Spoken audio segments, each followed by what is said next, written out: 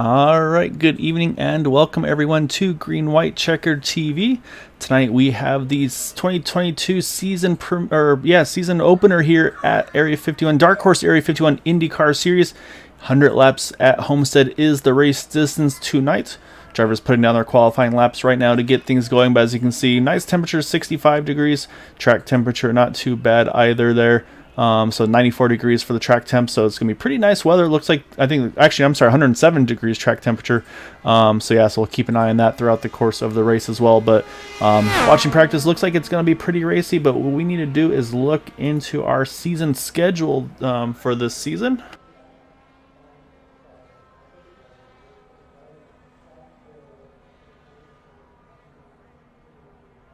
Alright, going to pull it up here. So obviously tonight, Auto Club Speedway, again, 100 laps the race distance. Then we're going to switch over, stay on the West Coast, though, over to Las Vegas Motor Speedway. And then we've got New Hampshire Worldwide Technology Raceway, aka Gateway. You got Kansas, Pocono, Iowa, Kentucky, Richmond, Michigan, Chicagoland, and of course the finale at Indianapolis Motor Speedway. So I'll say it's going to take us to the end of March. So 12 races as the kind of the typical season here, and then we'll kick things off again probably around April to get that second season going for the Area 51 series. So as always, really appreciate everybody here to join us. Unfortunately, don't have my partner in crime, Steve Gottschalk, had to take care of some stuff on the home front today. So that being said, I was able to grab a nice little partner in crime to join me tonight, and that is going to be Jason Adams. I say it's going to be a little trial by fire for you, Jason, because I say not too familiar with these Indy cars. I say as we were talking, you're literally downloading the cars just before we got going here. But that being said, though, obviously familiar with oval racing with you running the next gen series on Monday evenings over with Area 51. So I really appreciate you hopping on here. Appreciate the offer, and it's gonna be fun to see what these guys have in store for us tonight. Yes, sir. It sure is. I'm very familiar with the oval racing. It's going to be very exciting to sit here and watch these guys with these cars. I've never seen them before, never raced them before, so I'm really interested in seeing what these guys can do. Yeah, say one of the things. I mean, the next gen cars. I mean, you obviously, like I said, you know a good bit about those guys, but Aero Push is definitely a little bit. You'll see those with those cars, but these cars, I mean, Aero Push is very, very crucial with these ones. So you're going to see they're going to be using all 4 or 5 lanes here at Auto Club Speedway, trying to find anywhere to put that clean air on the front nose of these cars. So on the front wings, I should say, of these cars. So again, the normal rules here with Area 51, though, they have one fast repair. However, the Indy Series, they mimic the regular season, or I should say the actual IndyCars season. There will be no green, white checkered attempts here. So basically, lap 100 will be the final lap of the race. So hopefully not under yellow, but we've seen it happen before. However, these guys, like I said, have been putting on some really good racing. It looks like should have about 20 drivers strong, a few new names, a few new faces. Also a few returning faces as well, which is always a lot of fun to see as well. And something we mentioned on Sunday, also a lot of great partners that have come on board here with Area 51. Some returning sponsors as well. So I say those new ones, TJ Chummy Esports, again, driver coaching, paint schemes, a lot of great stuff from those guys. And of course, on the other side of things, we've still got ESTV on board here, able to do the multicasting, able to broadcast those if you want to watch it on your Roku devices and others as well. It's really cool with them. And of course, Dark Horse Racing League, they'll be racing tomorrow night with the DW12s. So if you're interested in doing some open wheel racing Tuesday, Thursday nights, I think $50 entry fee for both series can get you into some racing and some prizes and everything to go with that fee. So definitely check that out as well. And also got to mention as well, we got some other painters involved now as well. And I got to pull up the info here because it's been a little while since I've been grabbing all the info for everybody. I apologize.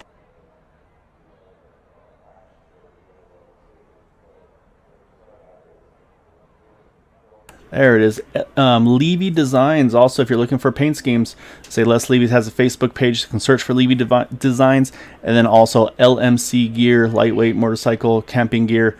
Also a supporter of the league and also of the some drivers on board here as well. Craig Forsyth being one of those. However, after all of that's all squared away, qualifying has just completed here, and we've got, I wouldn't say an upset on the front row, but maybe not what we've seen more over the course of the season. That's going to be that 51 of Jim Brooks on pole position here, able to hold off Craig Forsyth by 0.06 of a second. Matt Wagner going to start in third.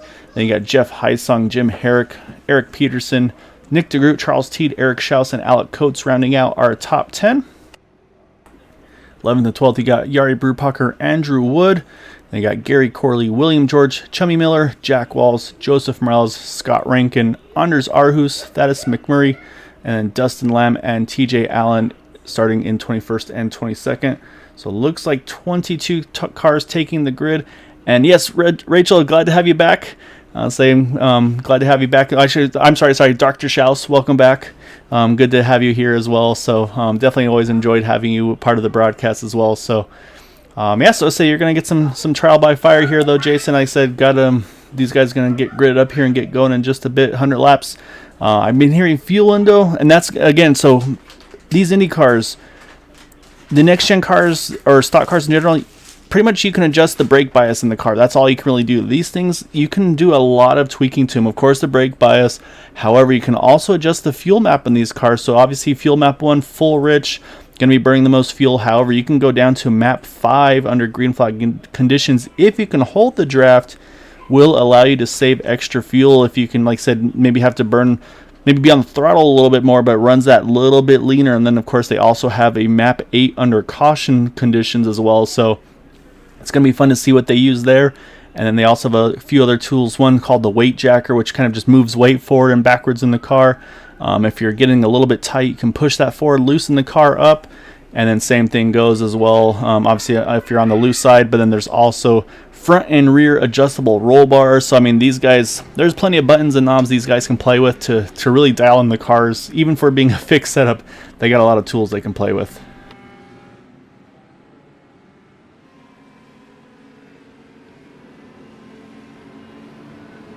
All right, I think I've got all that out of the way. So I'll say, like I said, hopefully don't overwhelm me too much on all this stuff, Jason. But yeah, it's going to be a lot of fun, though. It looks like we have 21 drivers that have got on the grid. It looks like the 5 of Dustin Lamb may be either starting from the pits or may have maybe some difficulties getting the either the track or whatever up and running. So we'll keep an eye for Dustin. But however, like I said, it's going to be 21 drivers here, 22 if we can get that 5 car in. And then we're going to have 100 laps here. If it goes green, looking at likely a 3 pit stop race. We'll see if anybody can pull some strategy and maybe try to stretch it to a 2-stopper. However, I think realistically, probably 3-stop is going to be what we're going to see from these drivers here tonight. Yeah, Gal, it looks like it's going to be a very exciting race for sure. Yeah, it should be a lot of fun. You're not going to see these guys 2x2 very long. You're going to see these guys really start to spread out, try to find some clean air on the front wings of these cars. And so, as I said, Jim Brooks and Craig Forsyth going to lead off that front row. Just waiting for that green flag to fly. And then from there we'll be underway. Green flag is down and away. And I say these guys, again, just got to make sure they get a clean start here. And say, just again, new season, everybody's going to get refamiliarized with everything. But so far, so good. Looks like they're going to have a nice clean run here in the turn number 1.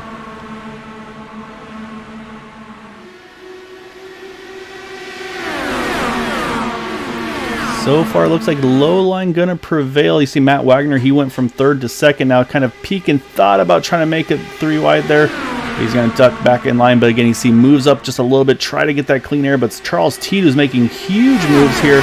He's already up $6. Oh, we got a couple cars touch the wall there towards the back there. But looks like Jim Brooks will lead lap number 1. But we did see a few cars have just a little bit of contact with the outside wall. But so far, we'll see if there's any suspension damage, but so far it looks like everybody's going to hang on here okay. Yeah, it looks like we lost Dustin. He looks like he disconnected, brother. That's unfortunate, yeah. So it's going to be the 5 of Dustin Lamb not on track here. So he's going to have to hope his cohorts like William George, Chummy Miller, maybe they can kind of run the show here for that TJ Chummy Esports group here. But right now, though, it's like I said, it's been Charles Teed who's made big moves already, like I said, battling for the lead. Started in 8th position, somehow already up into that top 2 right off the bat. So Charles wasting no time to try to put his stamp on this race.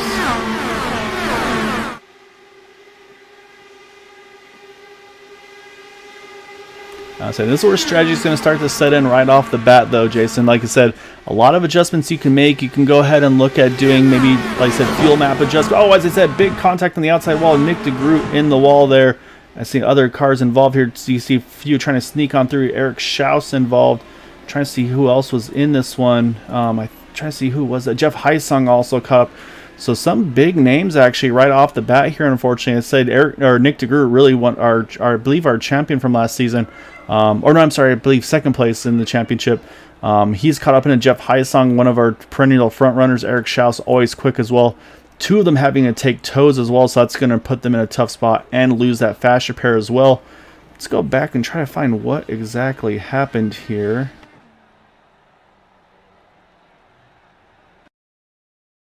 So we're gonna watch from, I think it kicked off right around Nick DeGroot here. So we're gonna take a look as they come through 3 and 4. Oh yeah, the 18 here, Jeff Heisung, just gets arrow washed behind, I believe, Craig Forsyth, and then just goes right up into Nick DeGroot. Nick really nothing he can do, and then unfortunately Eric Schaus just nowhere to go.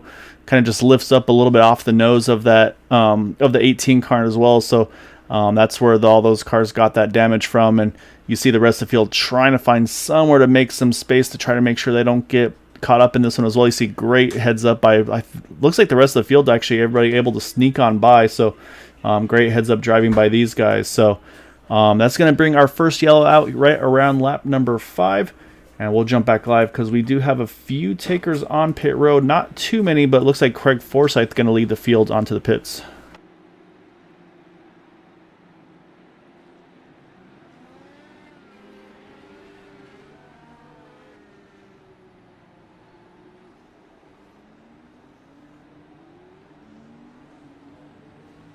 So it looks like about a pretty much half field split here. Craig Forsyth being the first to take advantage of that caution and go ahead and pit here at lap number 5. It's going to be Charles Teed still leading, who's going to stay out all the way down to the number 10 of Anders R, who's in that 10th position. All of these drivers opting to stay out. So again, this could open up some fuel strategy for someone like a Craig Forsyth. Like I mentioned, maybe a potential of trying to stretch that fuel number, see if maybe you can get a 2-stopper from this point in the race. So say this is kind of one of those things that opens up some opportunities.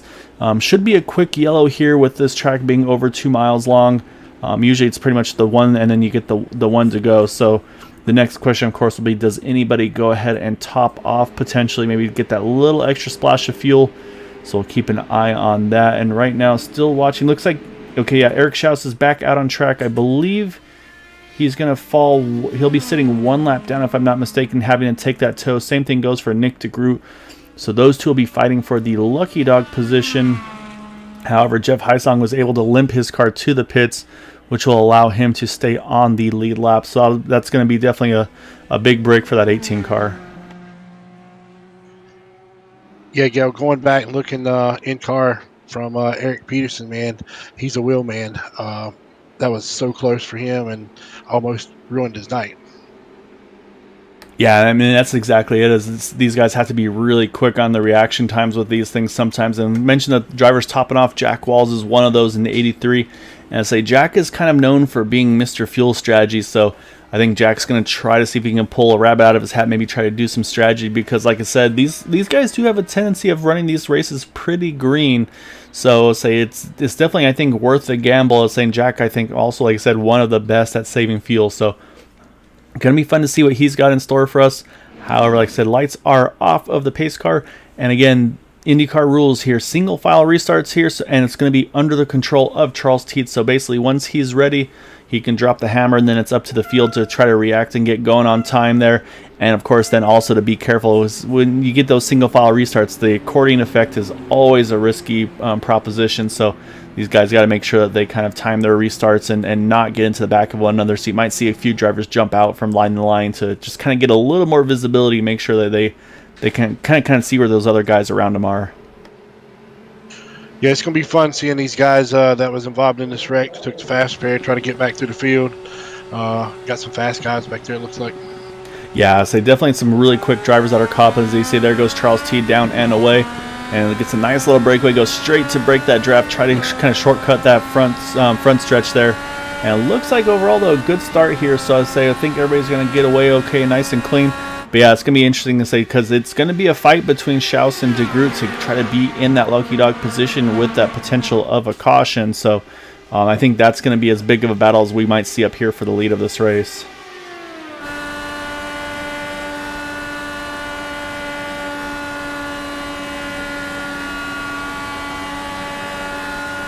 As I say that, there goes Jim Brooks. He's going to jump down to the inside, try to see if he'll lead that lap at the line. It was, I don't know, hundreds if not thousands of a second between the two of them at the line there. But right now, I'd say Jim Brooks, Charles Teed, they've been kind of just bouncing between each other, kind of cycling the lead back and forth. However, Matt Wagner, he's definitely wants to get into the mix here as well in that 6 car. So we'll see what he's got in store for these guys as well. But right now, these guys look like they're pretty content here to just kind of play that, what I call leapfrog. Where basically you kind of get in the drafts, pick up the toe, and then you basically jump back around that guy. Because so unfortunately, unlike the stock cars, these guys don't really tandem draft very well. So so this is pretty much the way to make the speed with these cars. You can't really lock onto one another. So what you do is you get that big draft, fly right on by them, and kind of just they get the run off of turn 2 or turn 4 and return the favor. And that's kind of the way to keep the speed up on the front of this group. Whereas Matt Wagner probably can actually save a little bit of fuel with where he's running right now, just kind of cruising behind these two.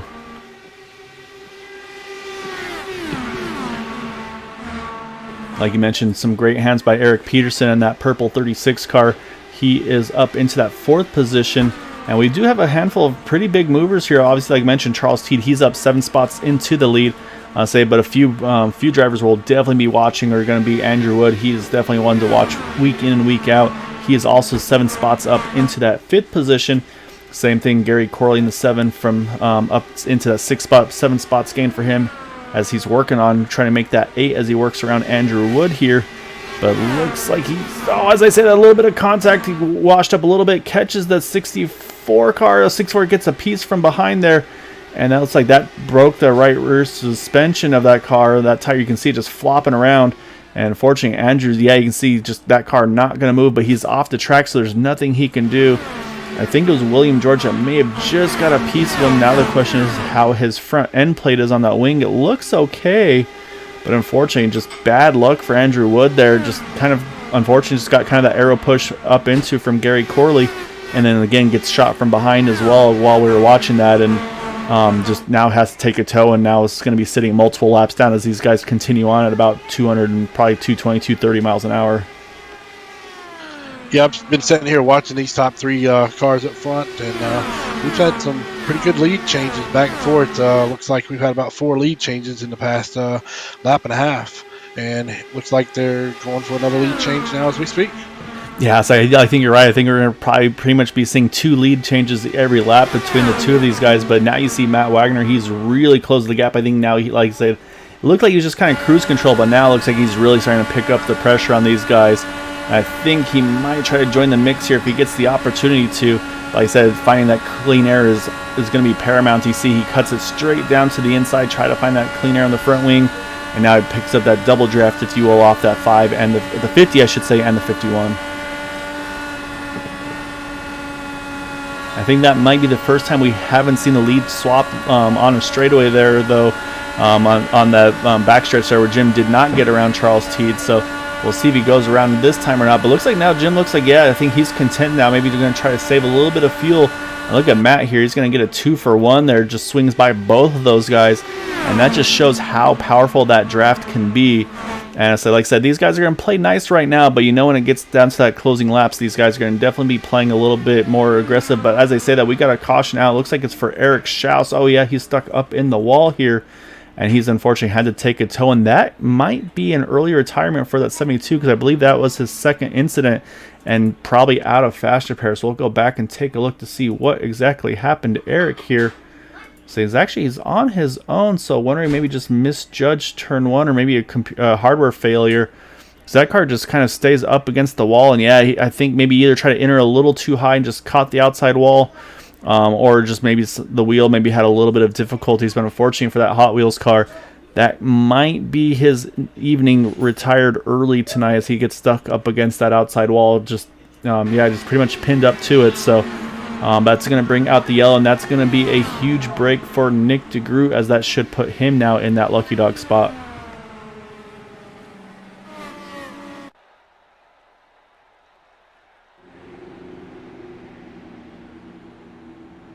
All right, so it's about 10 laps from the last yellow. So it was around lap 4, lap 5 for that first caution, second caution here on lap number 15. I think we're going to see a lot of takers this time. I don't suspect we'll see too many stay out. I think at this point it's too many laps because it's going to be just maybe about 10-15 before they jump in. And yeah, so you saw Matt kind of debating, and he's going to make a late jump in there. And it looks like bringing pretty much the entire field. However, Jari Brubacher, he's decided he wants some track position. He had pitted under that first yellow. He's going to stay out, take over the lead of this race. But the only driver to stay out and do so, as Nick de Groot, like we mentioned, does get that wave around. So that'll put Nick now back onto the lead lap, although in the 18th position.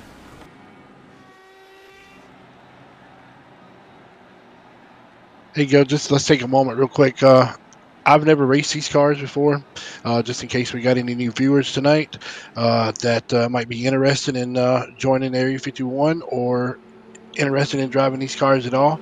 How does these cars handle? What kind of limits can you go with the tires on these cars? What's the fuel mileage on these cars? How many laps can you get? Can you answer some of them questions for us? Yeah, definitely. So, yeah, it's definitely tires. I'd say the tires are not as critical as fuel in these cars. I say it's really more about track position. I feel like I said, I think if you can be in those top two positions, like you saw Jim Brooks and Charles T, where they can kind of just keep jumping back and forth with one another. And again, these also do run reduced fuel loads. I think they're running about 60% fuel capacity, so they definitely can't run the full distance of what a full tank would do. But with these cars, like I mentioned, a lot of adjustments, and of course the drafting, you can really have a big range of fuel numbers in these cars. So the numbers I was hearing, if let's say somebody was leading the whole time, just full throttle, pedal to the metal on map 1, probably about 27 or so laps under green flag conditions.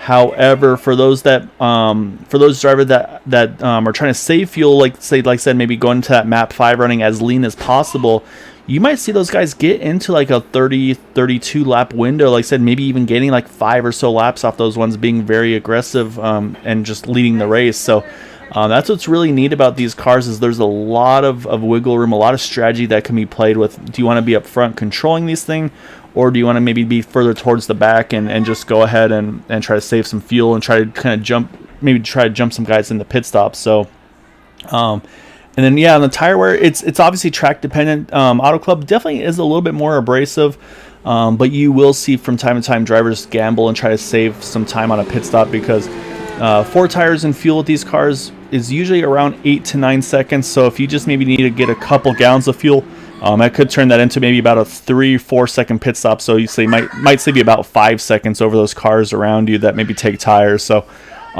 it's definitely a lot of strategies involved with these guys. And then of course the other one is the draft window. Like I said, these cars have very, very big draft windows.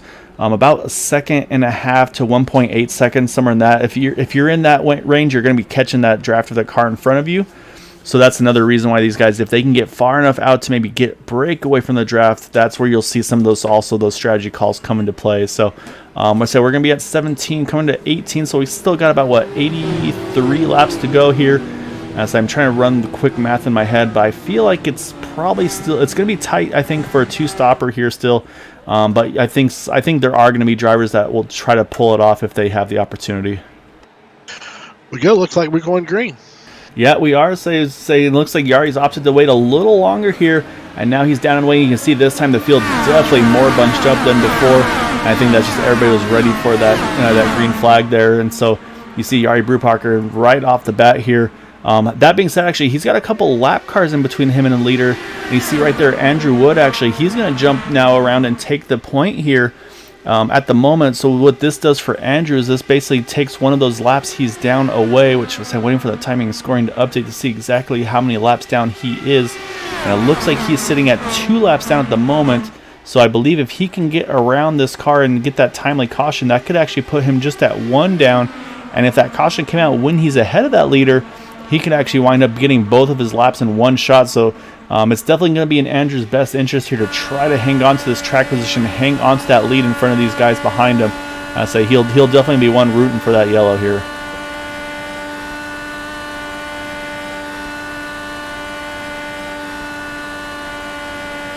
Oh, as I said, I see one down on the apron. Couldn't tell who that was. It was definitely a green car. Not sure if that was... So let me go back. I think it may have been... That wasn't Scott Rankin. Oh, I think it was maybe Dustin Lamb. Yeah, I think it was Dustin Lamb. Caught the apron a little bit. Great job hanging on to that thing. And I say to live another day, because these cars, I mean, you touch the apron and usually you're straight around. You're not going to save that car. So great hands from that 5 car to be able to hang on to that one. And say glad to see him back in the race as well. Say obviously missed the start unfortunately, but is back in the mix here. It's going to be numerous laps down right now. Looks like 10 down. However, unfortunately with the early exit from Eric Schaus, I'll at least open up an opportunity for him to gain some spots from that one, and then maybe even some future incidents might bring him back into that mix as well. But right now, though, that battle for the lead is Jari Brupacher, Matt Wagner. Like I said, though, we've got that 64 Andrew Wood here trying to hang on to that lead, and you can see he's being a little, not being very defensive, but a little more defensive, kind of just hugging that middle groove, not going straight to the wall, just to kind of let those guys know, like, hey, I really want to keep this spot. And honestly, it's probably in Yari's best interest here. Might as well just stay behind that 64, save some fuel as well in that 49, because again, you're the only driver that didn't stay out here, so you've got about 10 laps less fuel than these guys around you. So I think for Jari here, it's actually in his best interest maybe just try to stay tucked up on that 64.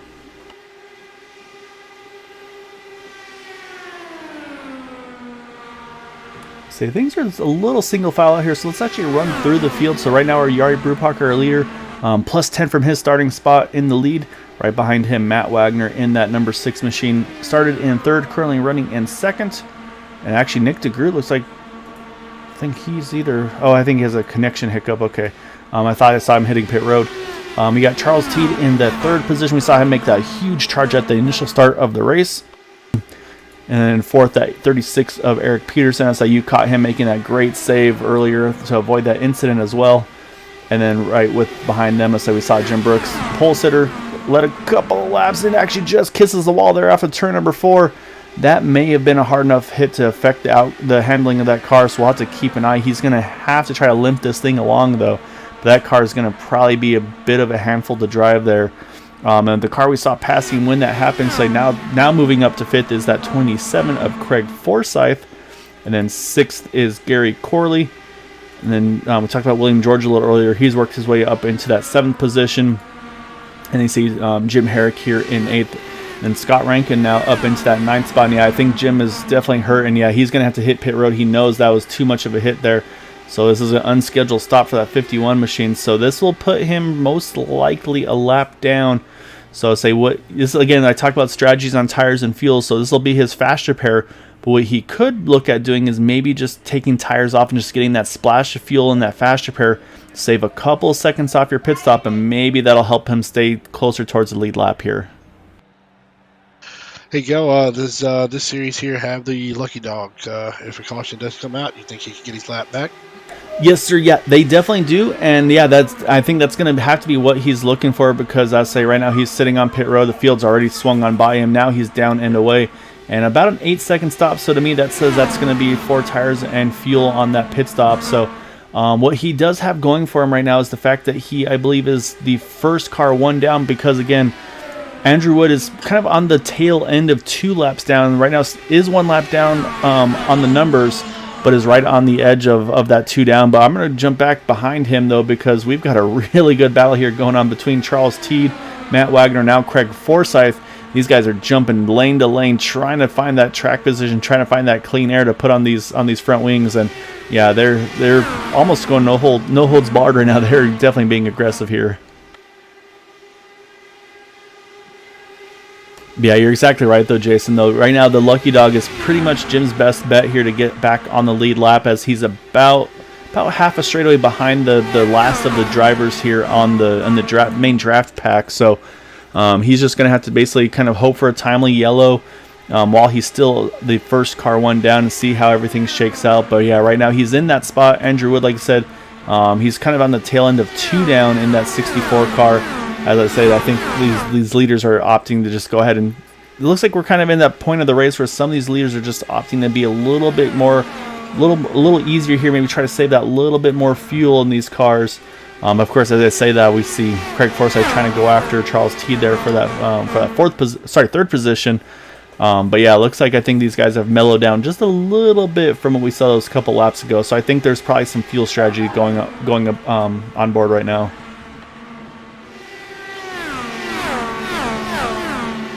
It's going to be very interesting if this thing goes green, Joe, just to see what kind of strategies these guys has got to give.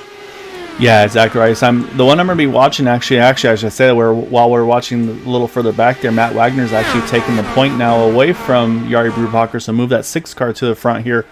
But that's what I'm going to be watching, actually, is that 6 car, the 49 car, to see when does he need to pit. As again, he last pitted on lap number 4. We had that caution, that last one where he stayed out, so he probably could save a little bit there, but we're basically around, 26 laps or so since his last pit stop. So I'm thinking probably by about 35, depending on how aggressive he's been driving that car, we might see that the 49 hit pit road. But right now, I'll say it doesn't look like he's doing a lot of fuel saving here as he jumps back inside of that number 6 car to try to take the front of this lead back.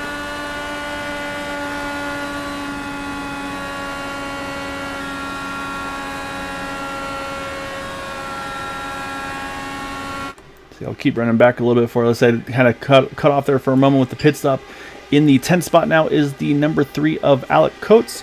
Behind him, the 11 of Anders Arhus, who's gained 8 spots so far tonight. And then behind him, the 60 Joseph Morales plus 6. We mentioned Jeff Heisong had that contact earlier, as he's been able to recover so far to get back up into the 18th position. And then you got the 95 of TJ Allen plus 8 for him up to 14. So good gains for him so far in this one as well. And then you got the 04 of Chummy Miller in the 15th position. Jack Walls in 16th right behind him, as those are currently the last 2 on the lead lap. So we'll definitely keep an eye there to see how the strategy is going. I think Jack's probably doing some pretty aggressive fuel savings. Like I said, knowing Jack is that he's really kind of the fuel whisperer, if you will. So he always has something up his sleeve, so I'll be keeping an eye on him for sure. And then unfortunately, I said some of these other drivers, actually, it looks like we might have, double checking. Yeah, I think Nick DeGroot actually may have had a connection issues. I was trying to figure out where he was hiding at. I think Nick may be out of this one as well with some connection difficulties as well, unfortunately, in that 89. Again, one of our top 4 drivers in the championship last season.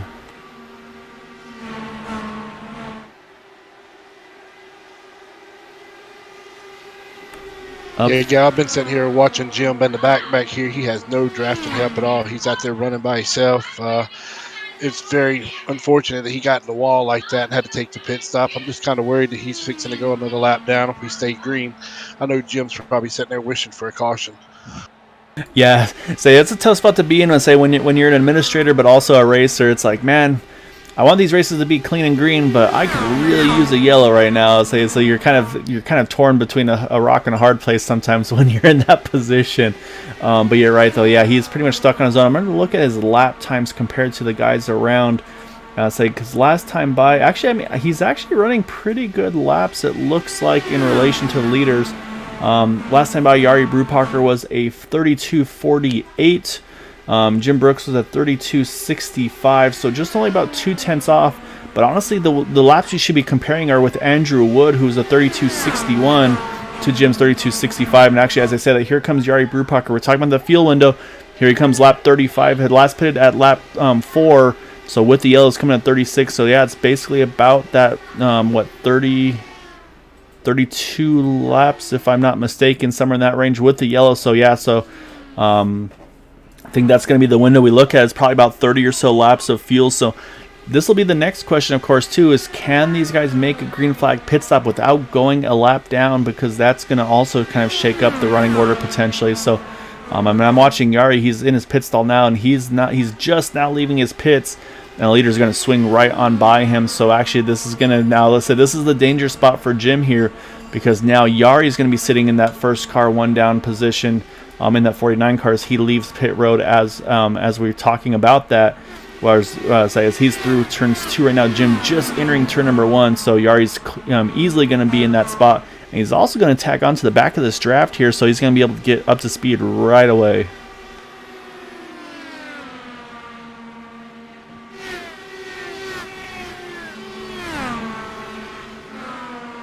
But But yeah, like I mentioned though, Yari had pitted, or he did not pit there, so he had about 10 laps less fuel than the leaders, so to say. So we saw him around 36. So to me, that means about 46 for the leaders here, for them to make their most likely their schedule start. Just depends on how aggressive they're being. And we talk about aggressive they're being, and then it says they go 3 wide here for the lead here between that 50 and the 6, as they're going to drop Andrew Wood here now back to 2 laps down that 64 car.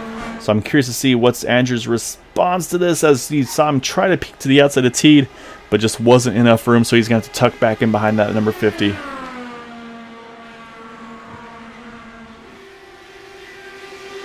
the two guys up front look like they're checking out and moving right along. Yeah, so that's saying you can see, yeah, they're trying to break the draft. You saw Matt kind of weave back and forth, try to break away. Charles having none of it, though. He was right away reacting to that and saying he's going to get the line into 3. He's going to take the spot out of 4. I say again, this is where I'm. Ooh, Craig Forsyth, a little bobble there out of 4. May have just kissed the wall at the right rear. Looks like I think he's going to be able to get away with that. But yeah, my question is going to be, like I said, the fuel mileage on these guys. How aggressive are these guys maybe being on the field numbers? Maybe these guys are going to have to pit sooner than that 10-lap window we saw over Yari. That's where I'm going to be really interested to see. Like I said, Yari pitting on lap number 35. So if all was correct, I mean, like I said, it was about a 10-lap difference between that first and second yellow. So you would think we would see them around 45. But as I say that, here comes one right off the bat. Oh, that's Andrew Wood, actually. So he's having to hit the pit road now as well. And that's going to drop him, I believe, a 3rd lap down once he completes his pit cycle. Yeah, I'll look for them to start pitting probably anytime between now and, say, the next 10 laps before lap 50, especially them leaders up front. Yeah, exactly right. Yeah, I think we're going to see, especially these top 2, I think we'll see them in the earliest of our leaders. It's just going to be all about kind of who is running how aggressively. And that's, like I said, Charles Teed, a big hit to the outside wall. I think that we just talked about having to force your hand. That's going to be exactly what's going to happen to him here. I think that was a pretty solid hit there. So I think we're going to probably see that 50 hit pit road this time. As I don't think that car is going to hold up too much longer with as solid of a hit as he had. Although he's not losing the draft too badly on Matt Wagner, but I feel like we'll see what he decides here to see maybe how 3 and 4 handles for him. But I feel like that's going to probably make an earlier pit stop for Charles Teed than he'd be looking for. Surprisingly, though, he actually stays out, so we'll keep an eye and see what he does there. However, Chummy Miller, he's hit pit road in that number 04 car, so that's his scheduled pit stop there as well. Also, TJ Allen hitting pit road in the 95 and bringing along with him Alec Coates. So, like you said, pit road window is starting to open here.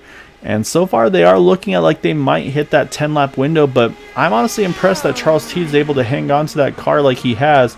I thought we'd see him jump in pretty quickly like we saw with Jim Brooks after he made his contact. As I say that, here comes that the 6 and the 50, and pretty much, yeah, there's a big chunk of them coming in here coming to lap 44.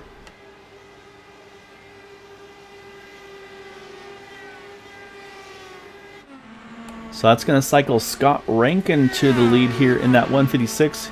Staying out with him along is going to be Jim Herrick, Jeff Heisong, Joseph Morales, and Jack Walls. The drivers to note on those are going to be Jeff Heisong, Jack Walls. They both topped off on that 1 to go, so we'll be keeping an eye on them. But you can see here comes Scott Rankin. He's hitting pit road, I believe. Yep, here comes Jim Herrick as well, Jeff Heisong, and Joseph Morales as well. So now the question is, we're talking about Jack Walls. I felt like he's been being aggressive on the fuel savings. And yeah, here he goes. He's going to go another lap here, so he's going to cross line at 45, which is going to put us at 56 to go. Can Jack Walls maybe pull a strategy here and make this on a 1-stopper instead of, I believe all these drivers here are going to have to make a second stop even when they pit next time. And I see some smoke on the backstretch. I think that was Charles Teed. We'll go back and hunt him down here in that 50. Yeah, he's just back getting up to speed here. Let's see what happened to Charles here.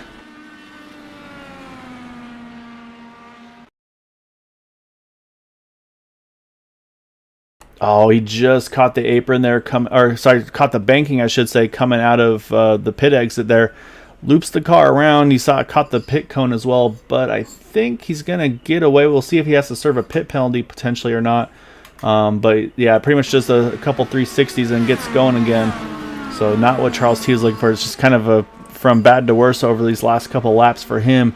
But still, like I said, Jack Walls, he continues to run here. 46 coming to 47. Now he's going to hit pit road coming to lap number 47 in that number 83 car. So that's going to leave him, so I'm trying to do some quick math here. I'm going to say that's about, what, 54 laps to go. So if we break that in half, I think that's doable. I mean, that would be, what, 27? If he splits that in half? I think he can make it from here on one more stop, if I'm not mistaken.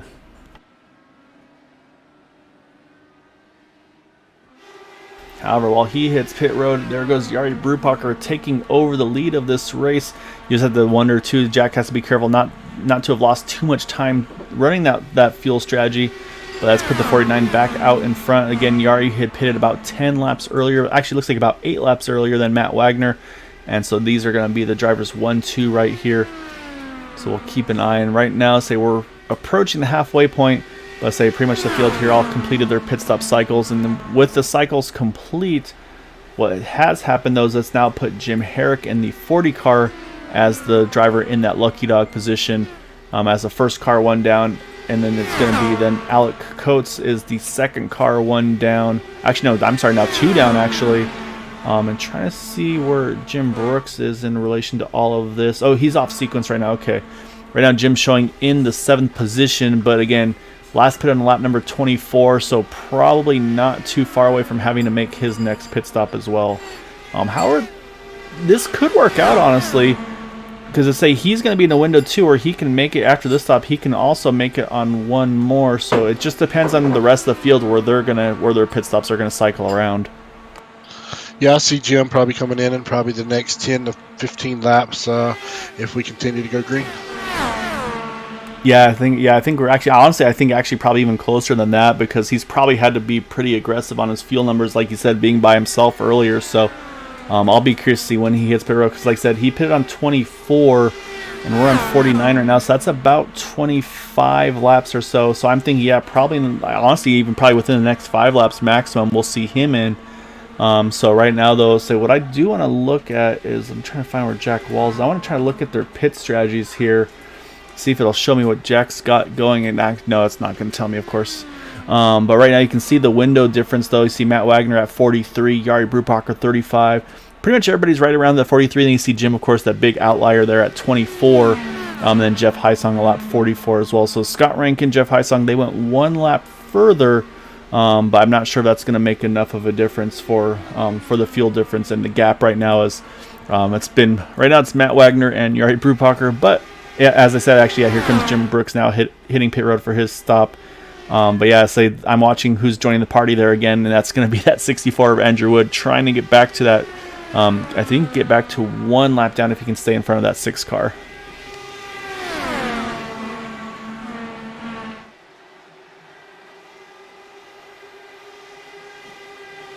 Yeah, and that's exactly what's just happened. So now Andrew Wood sitting right on the tail end of 1 lap down, I guess you could say, as Jim Brooks is just now leaving his pits, again, having now gone 1 lap down once more.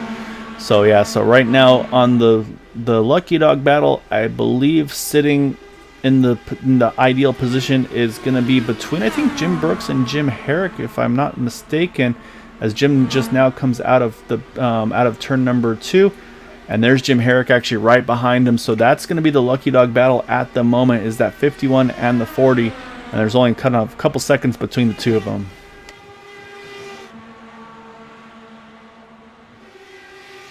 However, Craig Forsyth up front, he's decided to join the mix for the lead. He's working the outside of Matt Wagner. He's going to take the lead here in that 27 car. And again, these guys are just kind of fighting, but also strategizing while behind that 64. I think Andrew Wood's going to, again, probably try to drive the most aggressive out of the rest of these guys. Just needs to basically be in that position to have a chance, if we get another yellow, to get back into the mix of this race. Yeah, Gail, there's action all over this track. I wish we could show it all, but there's some good racing going on in the back, middle, and up front.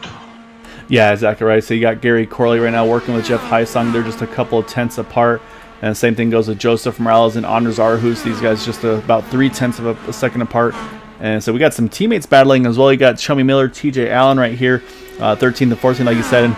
And it's exactly right. I say these guys are just going back and forth. You see one going kind of enters in low, then washes up. The other one kind of does that over-under, if you will.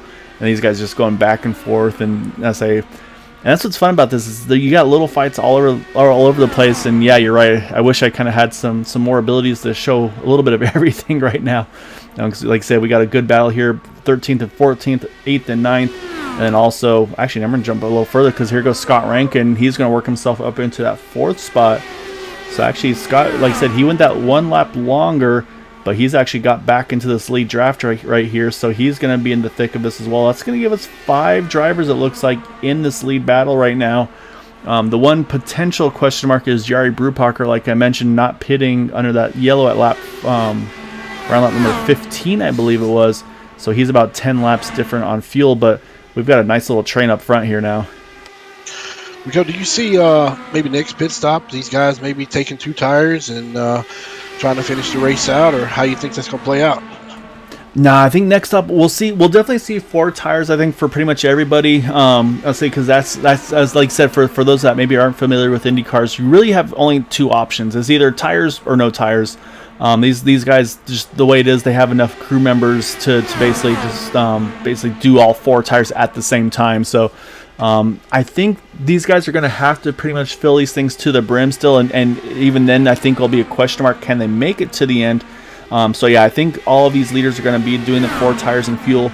However, if anybody's maybe, let's say, a couple of gallons short, I think that's where we might see that splash and go either towards the end of the race, or we might even see some drivers opt to do some strategy and maybe short pit, take that splash of fuel once they're in their window. Because again, like we mentioned, this series, no green light checkered, so basically you're racing to lap number 100. So these guys like to, a lot of times they'll try to work these races backwards when they can, but it's going to be fun to see what the strategies are going to be, because again, looking at the pit stops and laps and everything, Jari Brubacher was on lap number 35. We're on 58 right now, so that's about 23, now 24 laps since he last pitted. So again, probably going to see Jari in about the next 5 laps, which would then be pitting him.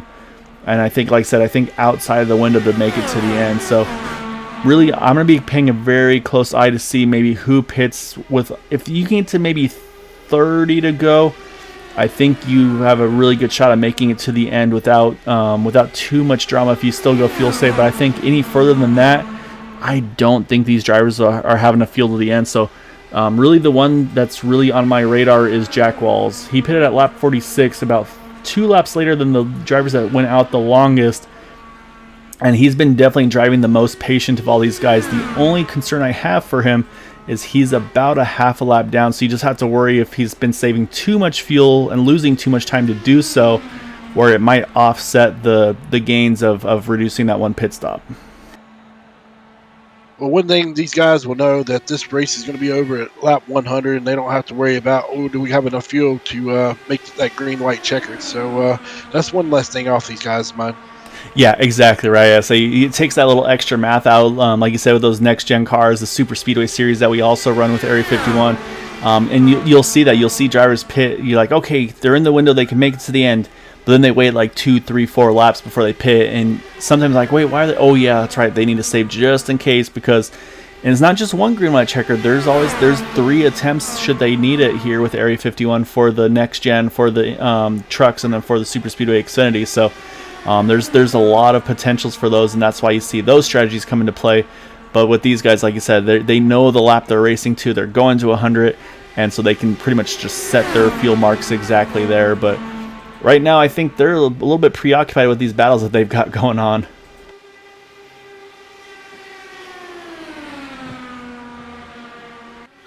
Yeah, these guys is not backing down for sure, man. They in it to win it, that's for sure. Yep, and actually here comes Jari Brubacher now. So we talked about his pit stop. He's pitting now at lap number 62, locks him down pretty hard there. And actually you see the pit cone there for that split second. That pit cone is a fair bit before the pit wall. So those guys have to be really ready to stop on the pits a lot earlier than you'd be hoping for. And actually I can update you as well. I was wondering what happened to Jim Herrick. He actually had a speeding penalty, and that's why he got held, and that's why he's down a lap in that number 40 machine.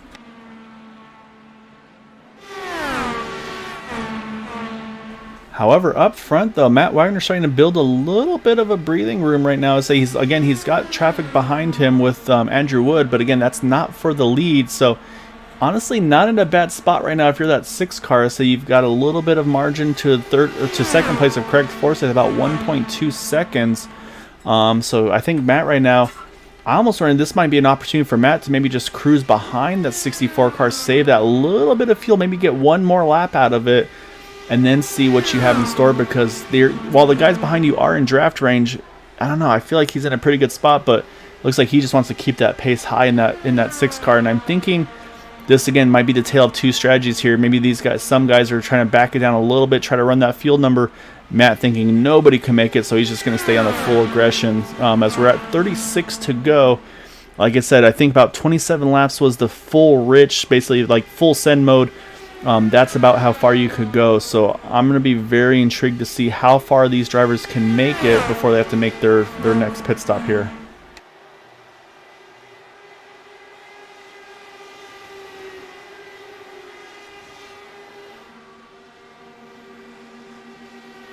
So I'm still peeking around trying to see where some of the battles are. And like I said, yeah, Jack Wall's definitely, he's on the fuel conserve mode. So Jack's going to be the one I'm going to be watching to see where everything cycles out for him. But like I said, for the battles on track, though, we still got a couple of good ones here. Like I said, Jeff Heisen, Gary Corley, they're just a couple tenths away from one another. And then really the closest battle on track has been right here. You got Craig Forsyth, Scott Rankin, Eric Peterson all on top of each other there. As you see Andrew Wood, he's just hit pit road now in that 64 machine. And this is at 34 to go. So for Andrew, same thing. He's not going to be good to go to the end from here. So now the question is, when do we see these leaders blink and make their final pit stops? Again, it was 43 for Matt Wagner, Craig Forsyth, 44 for Scott Rankin. And then the driver that went the furthest of the leaders here on the lead lap was Jack Walls at 46. So that's going to be the numbers I'm going to be watching for these guys.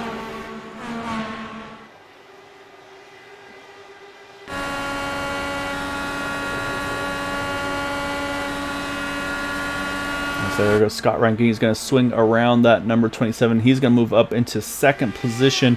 They're about one. We talked earlier also, Jason, about the draft window. It's right on the edge right now. Matt Wagner's about 1.4 seconds ahead of these guys.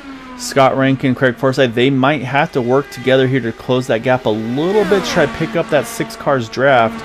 Because right now he's actually stretched out a little bit now, showing 1.46 seconds interval. So I think we talked about that kind of that leapfrog strategy. If they want to get back into his draft, I think they may need to do that. But Matt's done a really, really good job of being able to give himself a little bit of breathing room here, and he can just focus forward, not even have to worry about those cars behind him. But right now, so he's still trying to keep an eye on the strategy side of things.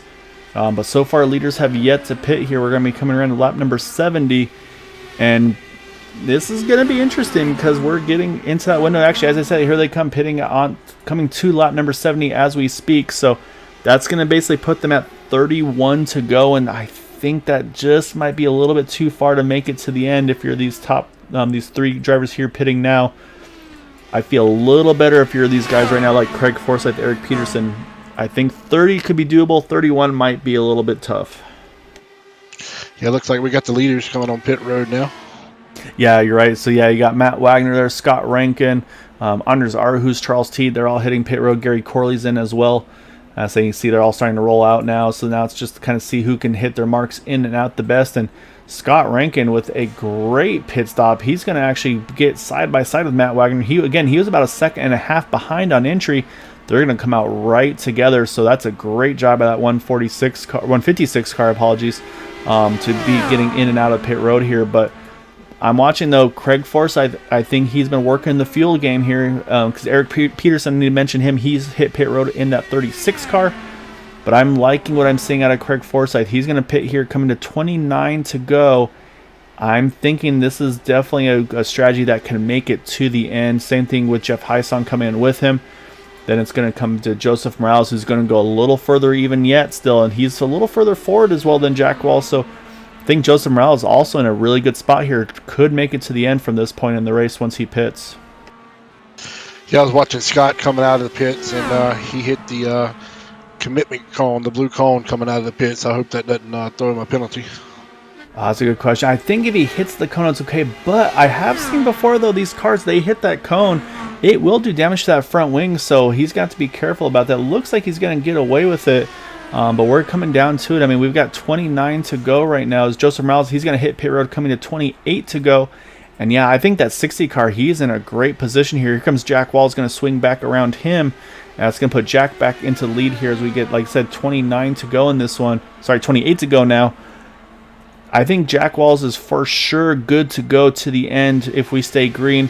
If we get a yellow, that's going to probably put more drivers in the mix here. The question, like I said, for Jack Walls, my only concern is, has he lost too much time to the leaders by trying to save all the fuel that he's been doing? So this is going to be a very interesting cat and mouse game, because the other thing for Jack is he'll be able to run these final laps, I feel like, a lot more aggressively, because like I said, I think the fuel window is about 27 if you run full rich, and right now we've got 27 to go in that in the race here as we watch that 83 car lead another lap.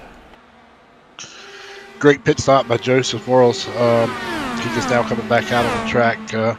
Looks like he's scored second right now. Yeah, I say he's coming out right now. Looks like he's going to come out right behind Anders Arhus. I say the big question is going to be the gap to the leaders once everything cycles around. So that's going to be what we're going to be watching for as well. But right now, it looks like the leaders are, once everything cycles around, it's going to be Jari Brupacher, Matt Wagner, Scott Rankin, Craig Forsyth. Those are going to be the 4 drivers that are in the hunt right now. But again, Jari, we know he's got one more pit stop to make, so Yari's going to be out of the mix here at some point in the race. Just the question is when, and maybe he's just going to hope for a late yellow, maybe try to force everybody else into the pits with him. Let's say then Eric Peterson, Jim Brooks. Again, Jim's going to have to make one more pit stop as well in that 51 machine. So as I said, here comes Jack Walls. He's going to make his final stop here, coming to 25 to go. So yeah, so Jack is easily good to go to the end here. This will be his final stop for sure in that 83 car, at least scheduled, I should say. But like I said, they're going to lose a lot of track position because here come the leaders already, and they're going to come around him. So he's going to be probably, again, about, I would say, roughly a half a lap down once he gets back out of the pits.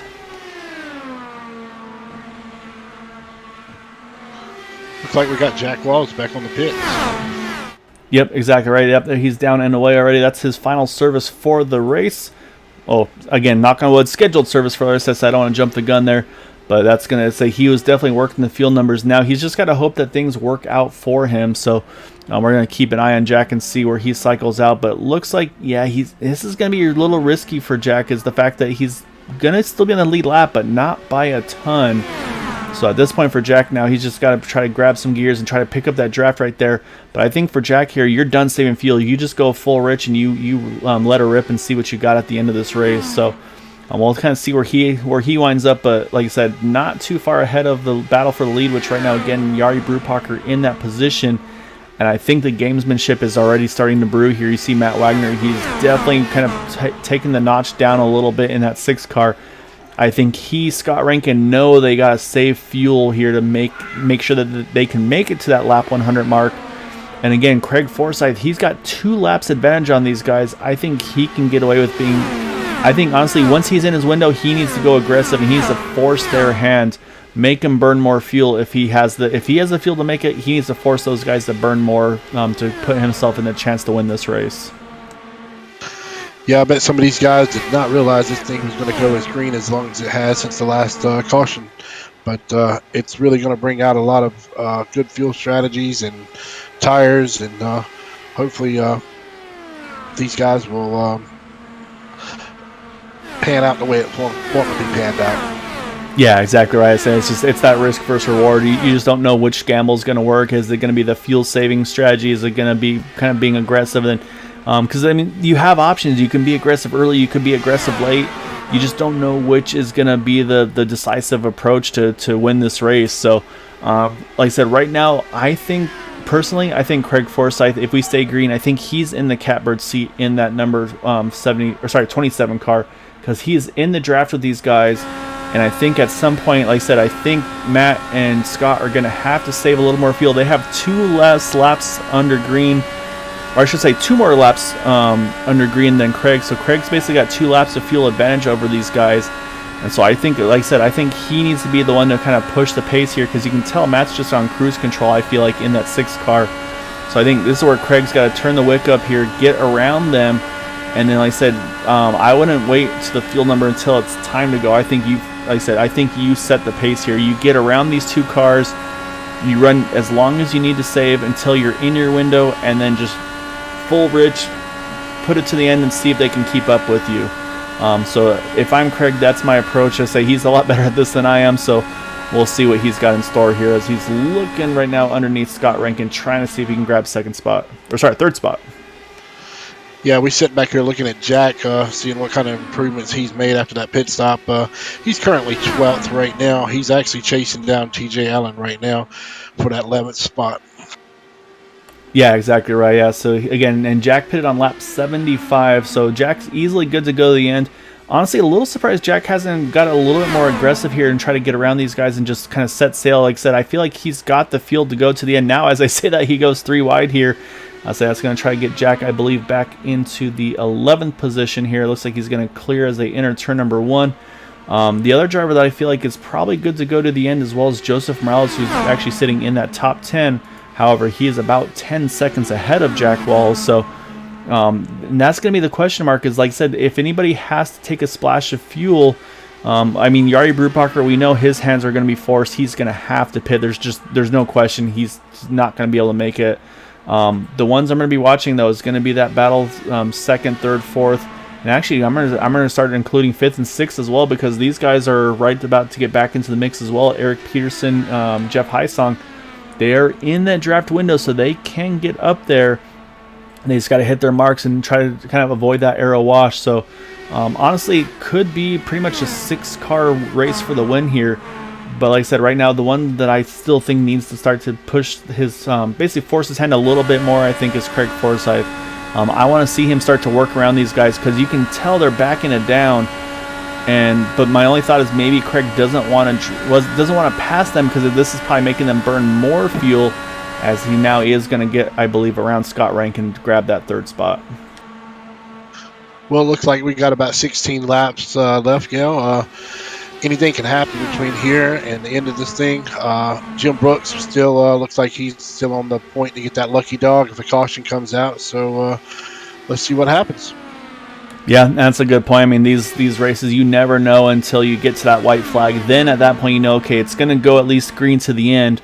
And again, that's part of why I feel like Craig needs to kind of just be a little more aggressive here, like I said, because if there is a yellow, I feel like you want to be the one to be in control of this race. So, like I said, he's been able to get around Scott Rankin. Now he's starting to put some pressure on Matt Wagner there for that second position. Saying Jari Brubacher, I think he knows he doesn't have the field to go to the end, so he's just going full send here. It's like, well, I got to pit, might as well try to build the gap that I can right now in that 49 machine. So Jari, I suspect he pit on 62, so again, rough math, I would say probably going to be pitting with around, I'd say 10 to go, somewhere in that range. We'll probably see that 49 make his final scheduled stop, but like I said, just unfortunately not what he's hoping for. However, pressure is on Matt Wagner. He has that 27 all over the back gearbox.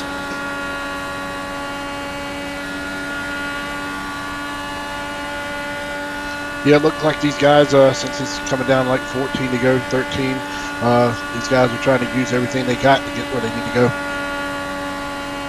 Yeah, I feel like it's starting to become a little bit of a chess match between these top three right now. They've been able to separate themselves again from Eric Peterson by about 1.2 seconds. So, like I said, Eric's going to have to try to get a little more to chase back up to them. However, one I am noticing is Gary Corley. He's starting to put some pressure on these guys as well. Like I said, Jeff Heisong's right there in front of him. Then Eric Peterson not too far away as well. So let's say that's going to battle. These guys could be battling for the top 5 here again. But it's all, I mean, the fuel's going to be the question mark here. As you see, there goes Gary Corley. He's going to try to work the inside here. Looks like he'll clear. But can he hold the spot out of 4? And yes, he will. So move Gary Corley up into the 5th position. Because as I say that, here comes Jari Brubacher at 12 to go, making his final stop of the race. And while all that was going on, Craig Forsyth said, you know what? I'm going to go take the lead. So we got to move Craig up into lead, because he was able to get around Matt Wagner when the pit stop happened. So we'll jump back. Let's take one more look at that pass for the lead here. So watch the replay here as you see Craig just kind of enters and just tucks it straight down to the bottom. Gets a great exit out of 4 and then just runs that short line to the start-finish line. So move the 27 now to the point here as we've got 11 laps remaining here. As you see, they just now passed Yari Brubacher. That puts Yari 1 lap down. But like I said, now for Craig, just the question is, can he basically, I think if he can run these two behind him, just maybe not run them out of field, but just make them have to run harder than they want to, because that'll allow them to kind of force their hands, like I said, to maybe have to save that little bit, those last couple laps, give Craig some maybe a little bit of breathing room for these last couple laps, because we got 10 to go now. I've been sitting here watching Scott. He's coming quick. He's right now he's in third. He's looking for that second spot, but I think that's the one we need to watch out for. Yeah, no, Scott's been a very fast learner. So he actually just pretty much started running these Indy cars last season with Area 51, and yeah, he's been definitely a quick study. So he's definitely going to be one to watch. Also been noticing Eric Peterson. He's starting to bring that gap down. Here comes Matt Wagner. He's going to have to pit. We were wondering, could he make it? He cannot. So 9 to go. Matt Wagner. He's going to hit pit road in that 6 machine. Probably, I think you'll see is that splash to feel like we talked about. I'll watch his pit stop. But like I said, now that, like you said, that opens the door. Now Scott Rankin, can he stretch the field to the end? And you kind of wonder if Matt had to pit there. He last pit at 69. Can these rest of these guys, some of them pit at 69, some at 70? It seems awful early for Matt to pit if he couldn't make it to the end. So I'm very interested to see what the reaction is going to be. Does anybody else blink once they saw him drop in? And the answer is no. Nobody else coming to pit road. So like I said, Craig Forsyth, now he's got to hold off that 156 of Scott Rankin here as we got 8 to go. Matt just come out of the pits. Looks like he just got a splash, and he's rolling. Yep, looking for that number 6 car. Yep, there he has just got put a lap down there. Yeah, 4.3 second pit stop, so you're exactly right. Just a quick splash of fuel for him. However, is now sitting 1 lap down. Also got to mention Gary Corley in the 7 car. He hit pit road as well. So now just watching the rest of the field. So this is actually, this might, oh, we got one up against the wall here. This could possibly bring out a yellow. Trying to catch who, I think that was, no, it's not TJ Allen. Who was that up in the, oh yeah, that's going to bring out the yellow. Oh, what a time for that one. And I believe, trying to find out who exactly, oh, William George. Caught the outside wall, got stuck up against it. You can see just trying to get it unpinned here. So unfortunately, that's going to bring out the yellow, and that's going to be the worst timing of a yellow for someone like Matt Wagner, who, like I said, was in that position and now is going to be, unfortunately, trapped a lap down, because I believe Yari Brubacher might be ahead of him for that position. I'll have to wait and see when everything cycles through, but right now I'm showing Yari ahead of that number 6 car, I'm sorry.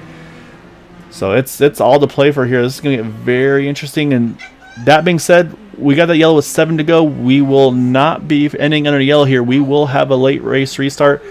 And now, I mean, what do you do here, Jason? Like I said, we were talking about fuel mileage, tires, and all that. I mean, the question is going to be, what's more important here? You think track position, keep that lead? Or is it going to be more important to have some fresh tires, maybe make some bigger moves with these cars? Well, in this situation, I've been in this situation before, and it's kind of a catch 2020, really. You sit there and you're like, well, I'll just take fuel, get that position up front, start in the top 5, hoping to do something, and then eat alive with the tires that other drivers have received behind me, and then go to the back. So really, it's just going to be a toss-up, really. Yeah, I mean, to me, I think track position is going to be the key, because again, there's no green light checker, so you know you're only going to have the one chance to do it. And late call by Craig Forsyth. He's going to pit here. He decided, you know what, I want the tires.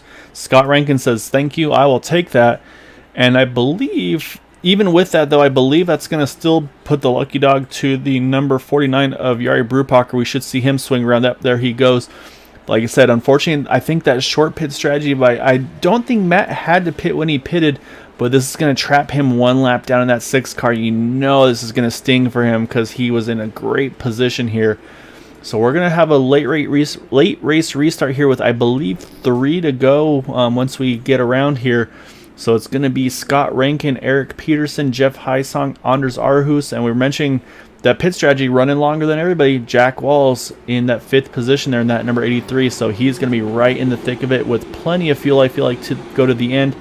Craig Forsyth, he's going to be the first one out with fresh tires. Will tires make a difference for that 27 car to have a chance to get this win? This is going to be one finish you don't want to miss, guys. Yeah, exactly right. This is going to be a wild one to the end. So we're We're going to have, I believe it's going to be 9 drivers on the lead lap from Scott Rankin to Jari Brupacher. Downside for Jari here is he's going to restart at the tail end because, of course, when you get that lucky dog, you wind up behind everybody. So that being said, we're going to still have a pretty good battle also for the drivers that are a lap or more down. And you got Matt Wagner there in 10th, but he's got a handful of drivers in company with him. We got Jim Brooks, Jim Herrick, TJ Allen's there as well. So we've got about 4 drivers that could be battling as well for that lucky dog position if we get a yellow, which again, at that point the race will be over. Actually, as I said, here comes Matt Wagner hitting pit road. That surprises me here. I would have stayed out to keep that track position, but maybe decide the same thing. Maybe decides tires are going to be more important. So that being said, the lights are off of the pace car. Yep, we are 4 to go here. We're going to restart this thing with 3 laps to go. So not quite a green-white checkered, but let's say kind of an unofficial, if you will, green-white checkered here to hopefully get to this one under, I should say, get this finished under green flag conditions here. Let's not count out Mr. Walls. He's sitting back there in fifth position right now. He could come out with the win tonight if he's got the power to get around these guys. Yeah, and I mean, Jack's going to have about 5-lap fresher tires than these guys. And again, I mean, he has no question marks in fuel. I think this will put everybody good to go to fuel to the end. I don't think we'll have to see any fuel savings. But that's going to, again, though, I'm going to be curious about the tires. I think Craig Forsyth's going to be the one to watch because he's going to have fresh tires. He can make big moves now in that number 27 car. And saying that might make that aero push a little bit less effective, where he can maybe make some moves around some of these guys who are, let's say, in second, third, fourth that can't make those moves. So that's going to be fun to see as well. So we'll see, though. I'd say it's going to be, let's watch Scott Rankin. Let's see. Let's watch him, watch Craig Forsyth, and see kind of who comes out on top. That could be the question of the clean air versus tires. Which one is going to be our winning strategy here tonight? And it would not surprise me to see these guys 3 and even 4 wide to come to the end of this thing. Oh, yeah. No, I think, yeah, we're going to see the full width of the track in action here tonight as the pace car is off. Now, again, Scott Rankin, he's got to try to get a good restart here, try to maybe catch some guys sleeping just a little bit here. As you can see, everybody's starting to kind of get a little antsy. There goes the green flag. He jumps to the inside, tries to break the draft. And a great start behind him by Jeff Heisong. He is right after these guys, and they're just swallowing up that purple car, which I believe was Eric Peterson. And yeah, Eric's going to drop like a rock here, unfortunately. And this is giving Scott Rankin a little bit of breathing room right off the bat here. And you talk about Jack Walls, he's already battling for a second. I saw a car spinning off the back here. Looks like we will stay green. That was the 3 of Alec Coates, but he made contact to the inside wall, I believe. But we stay green, so that's great news for the racers here. I say probably Scott was hoping for that yellow, but we stay green. We got 2 to go at the line.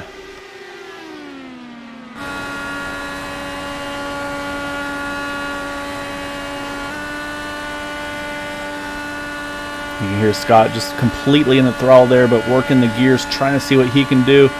But right now is definitely trying to play defense as best as he can right now. It's Jeff Heisong, Jack Walls fighting for second and third behind him. Unfortunately, Craig Forsyth hasn't been able to make the progress of those tires that he was hoping for. So unfortunately, I think he's going to rue that decision to stay out, or to pit, I should say, other than staying out. As it comes across the line, Scott Rankin takes white flag. We'll see, can he hold him off for one more lap?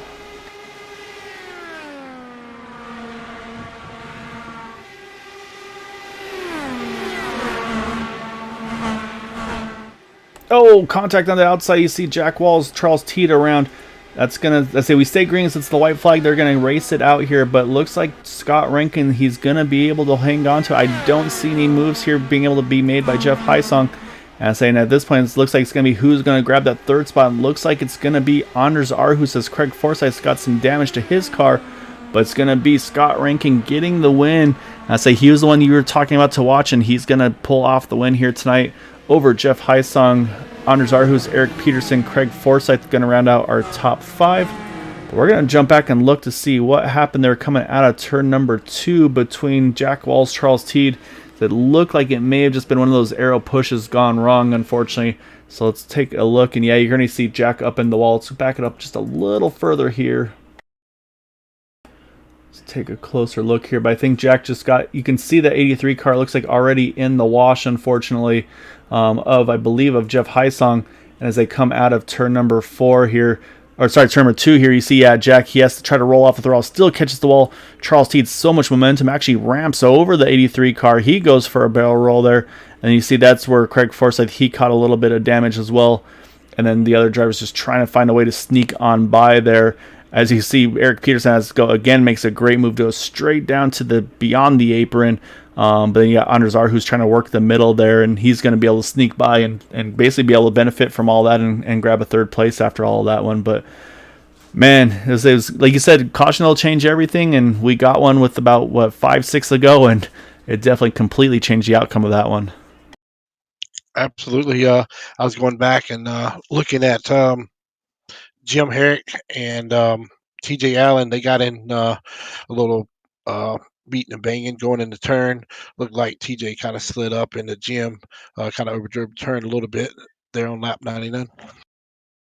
Yeah, and that's just everybody going for everything they're worth. So I'll say before we pull off our interviews here, let's go ahead and take a look at our final results for tonight.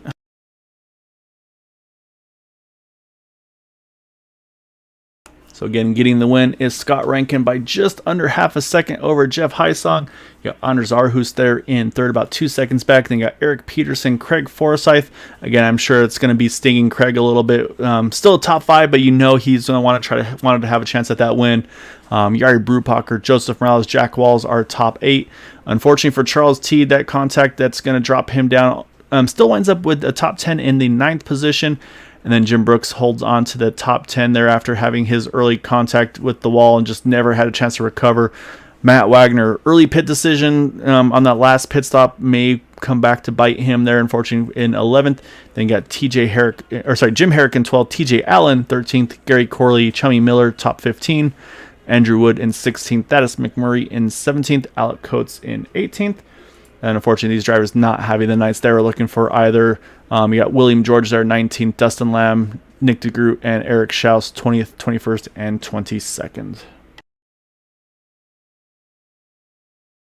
All right, now, though, let's chat with some drivers here. We're going to kick it off with the number 10 of Anders Aarhus.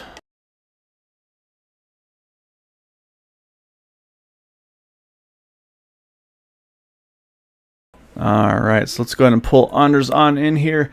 Anders, you were close to being the highest climber. However, there's a certain guy that won the race that got up to you just by one position there, but 16 spots gained. And I'll say, honestly, after probably what you saw coming out of turn number 2, probably feeling pretty relieved to come out of this one with a third place after all you saw there coming out of 2 there on that last lap.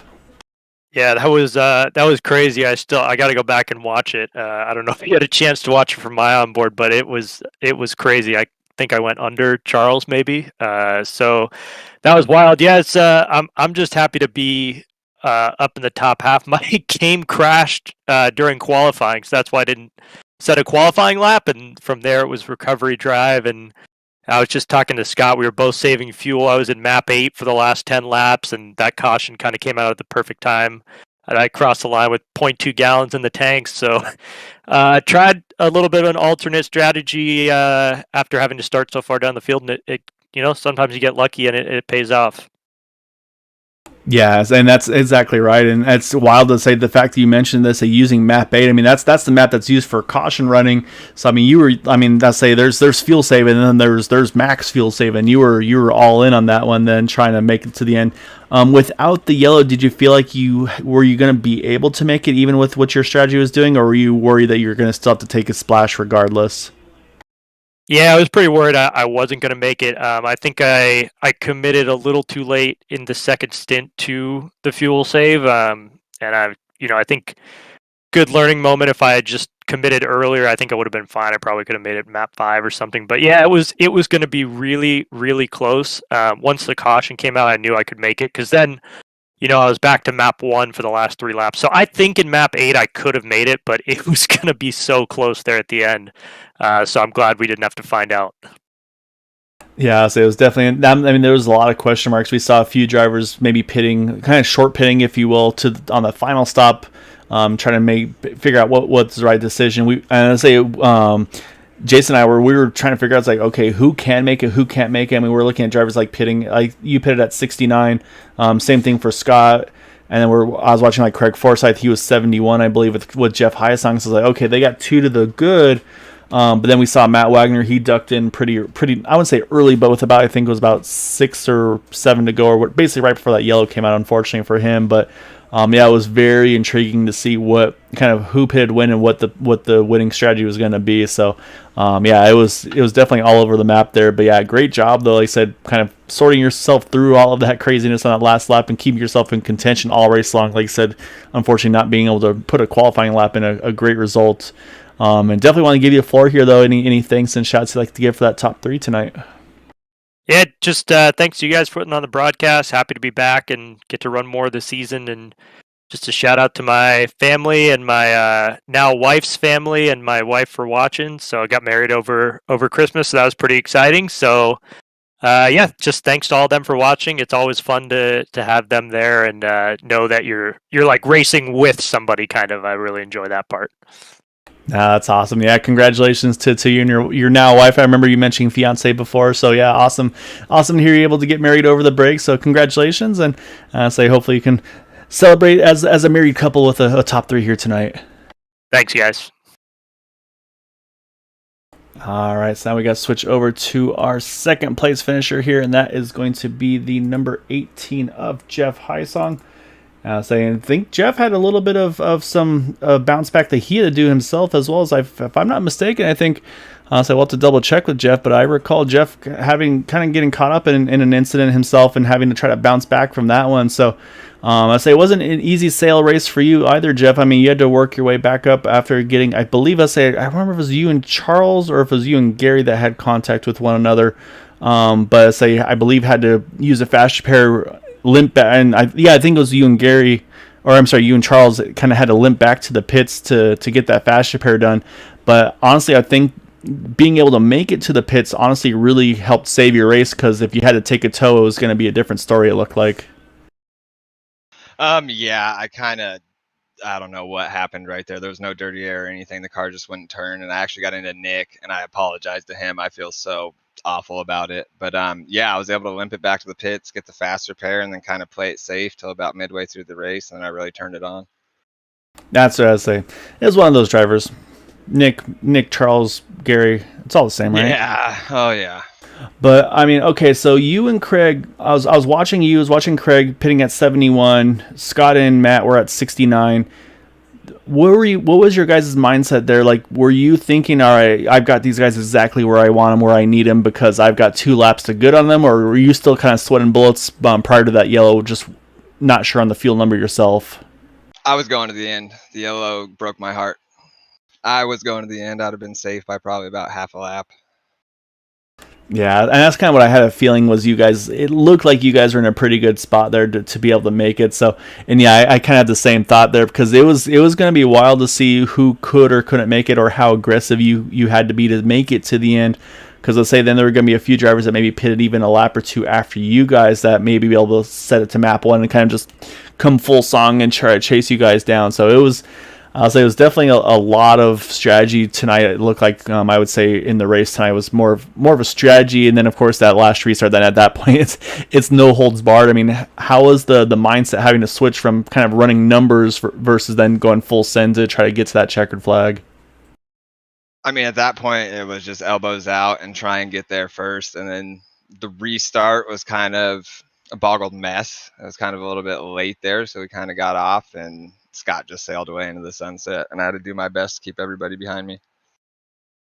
So you definitely were able to do that, though. Like you said, it's like you said, though, because you had a great restart, able to jump. I think it was on Eric Peterson, if I'm not mistaken, to get after him right off the bat. So you're able to get up into that second, but yeah, just not quite enough time to chase Scott back down. But as I come home with a second after starting 4th, a pretty good overall result. Like you said, also bounce back from some early damage. So definitely a great job of sticking with it and getting a good result here tonight. So definitely wanted to give you the floor, though. Any thanks and shouts I'd like to give for that runner-up?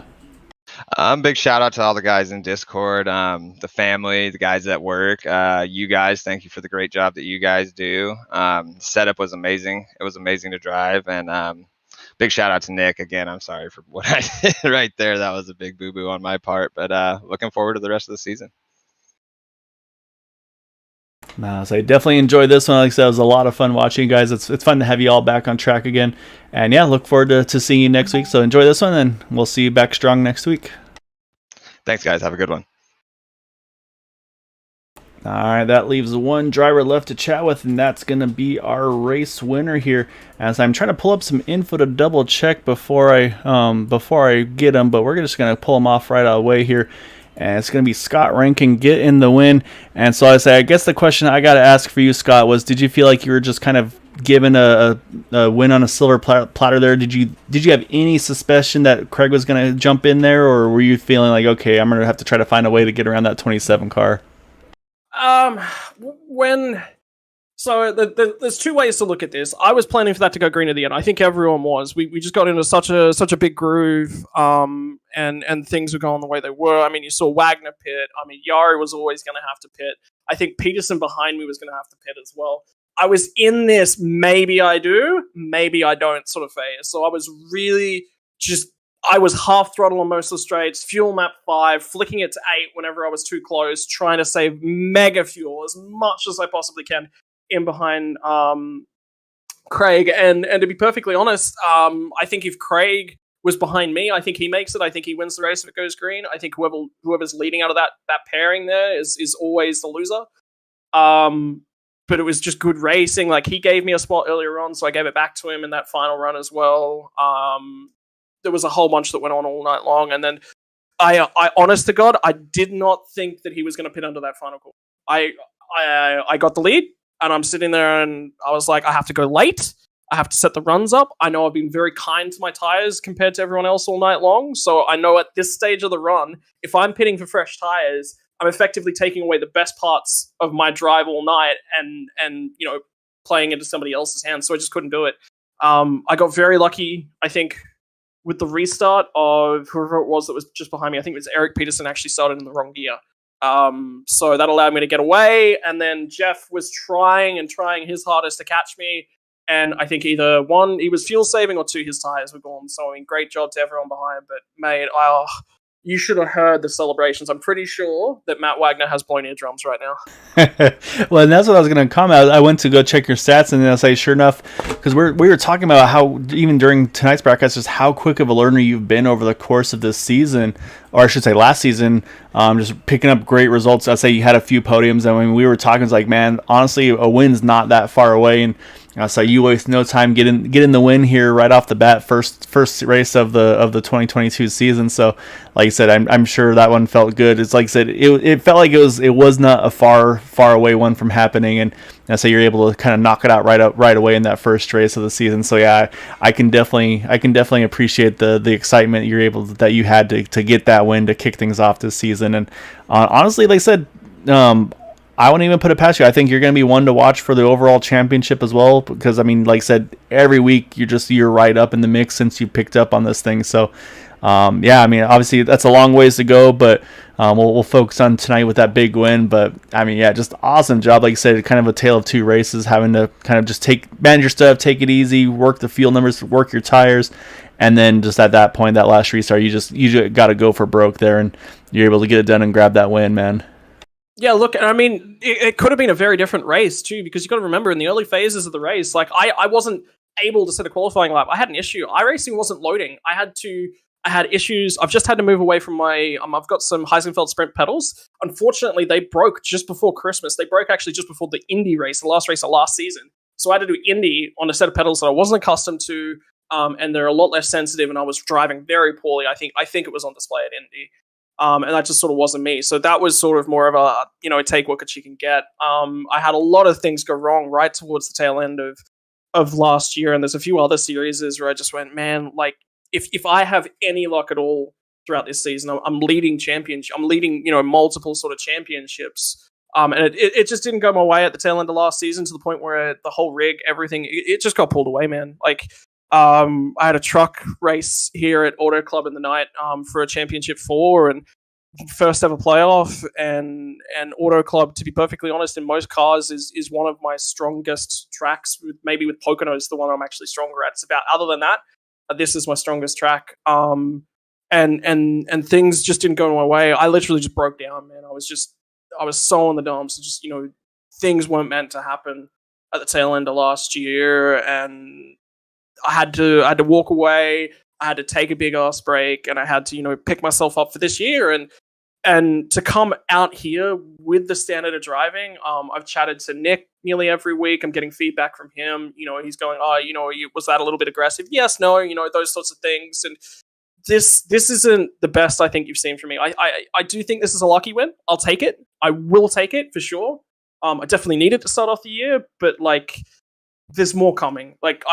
I can be better. There's a lot that I learned throughout the course of tonight's race that made me a better IndyCar driver within the race itself. I actually stuffed up the fuel numbers. I had enough fuel to not have to fuel save that last stint, and Matt was coming to the pits, so I came with him, and I looked at the numbers when I came out, and I went, oh no. Oh, I've messed this up. Because I was actually going to stop a lap later than when Craig stopped, so I was actually good on fuel for the last stint, but I didn't want to lose the draft, so lesson learned, and still get to walk away with a win at the end of that, man. Look, yeah, like I said, sometimes things just don't go your way. Apparently, all the luck that I had from last season just rolled it all up and threw it down tonight, apparently. Yeah, it's rough. Like I said, there's days, where you just kind of want to put the rig away and be like, like I said, and I mean, you pretty much had to, like I said, didn't have the pedals that you were familiar with and everything, had to kind of relearn, and then, of course, I'm sure get them repaired and back in position again. But yeah, like you said, though, to come back out here full tilt strong and pull off the win to kick off the season, I mean, like I said, it's definitely a great way to kick things off. So I'm sure you're going to be busy this upcoming weekend next week, and we got the Daytona races coming up with iRacing itself as well. So awesome job tonight, and saying, like I said, hopefully a nice momentum builder to kick off the Area 51 season, and then of course the rest of the iRacing stuff that you're involved with as well. Yeah, I can't say this is the opportunity. I'm going to take the opportunity to just sort of thank a whole bunch of people, because right now there are a lot of different people that need to be thanked. Let alone for what they do for me within iRacing, but they're also such big support networks for me. The networks and the friends that I've built through iRacing through the last, we're actually getting close to 2 years now on iRacing, and I've less than that 18 months, I've been racing ovals. So to come to this level is just phenomenal. I can't believe it. So right now, I cannot say a big enough thank you to the two people that mean the most to me right now in my life. Is obviously my wife has been just such a big thing over Christmas. Christmas was hard. I was so beat down on myself. She picks me up every day. She's here. She gets to celebrate this one with me. She's just quit her job and stuff as well. So it's something nice to go forward with. A really, really close friend of mine by the name of Ashley Molyneux. She's actually come and spotted for me for a couple of times. She's been phenomenal. She's been keeping me stable, keeping my mental health in the right spot. Big shout out to her. None of this could be done without all of you guys here at the league, and in very particular Matt Wagner. He has taken me under his wing, and if you are looking for somebody to hang out, socialize with, just enjoy iRacing with, Matt is that. But to have him also be a great coach, somebody who constantly teaches me how to be a better person as well. I can't say enough about Matt, and I think that'll be said by absolutely everyone within the league. You guys that do the broadcasting, another guy that I'll be racing the Daytona 24 with by the name of Mike Browning as well, and teammate Joe Yakes. Those guys have been such positive influences in my life over the last 6 months. They mean the world to me right now. All of the Indy Autosports team and our sponsors, Martin Sports, Apparel, SimCoin, and Sim Thunder, if you're looking for sim racing related bitcoins and sim coins, your way to go, and you can actually buy setups to race with from Sim Thunder as well through SimCoin. So all of those guys, they really help get me going, and yeah, I'm gonna go. I think I'm gonna go to a shoey. I was gonna say I recall some shoeys from last season, so yeah. So I think you gotta. The question is whether or not you'll be able to con your wife into one as well. No. She won't kiss me for like the next day, just purely because I've done the shoey. So there'll be no shoey from her, man. I never thought this would happen so quickly. So thank you guys. Thank you everyone so much. It was awesome job, Scott. I was saying, and Jason was in helping me out tonight, and saying he was telling me, he's like, I think Scott's gonna be the one to watch, and he was spot on with that one tonight. So just awesome job, man.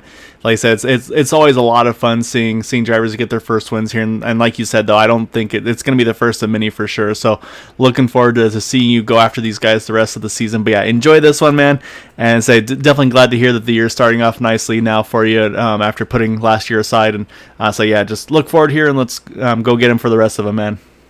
Yeah, let's go celebrate. Drink from a shoe, baby. Woohoo! All right, guys, that is our race winners. You can see, very excited Scott Rankin getting a huge win here tonight at Auto Club. Like I said, he's been relatively new to the series, but again, quick learner. Obviously, definitely more affiliated with the road stuff. But man, I mean, you were spot on there, Jason. He's gonna be the one to watch, and I mean, he definitely did exactly what he needed to do, and like I said, nailed the restart. And honestly, was surprised that those guys behind, they could not keep up with him. But like he mentioned, he kept his tires in good shape there, and that was, I think, a big part of what was able to allow him to keep that lead. So just hats off to him. A great strategy throughout the course of the race. But yeah, I mean, it was tale of two races there. A lot of fuel strategy, a lot of just kind of chess playing, if you will. And then that last restart, at that point, you're just drop the hammer and try to get what you can. Yes, sir. Absolutely. There's no better way for Scott to start off the season for a win. I know he's happy, especially the way last season ended. Hopefully this season here will turn around for him, and we can see a lot more wins from Scott.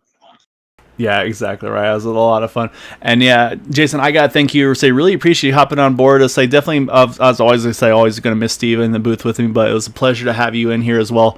So I know you've got plenty of racing under your belt that you've been doing here with Area 51, and of course, like you said, other leagues as well. So definitely want to wish you the best and good luck with those races as well. And definitely be cheering you on those Monday series with the next gen cars. And yeah, like I said, just can't thank you enough for hopping on and helping me out here. It was definitely a pleasure to have you up here with me.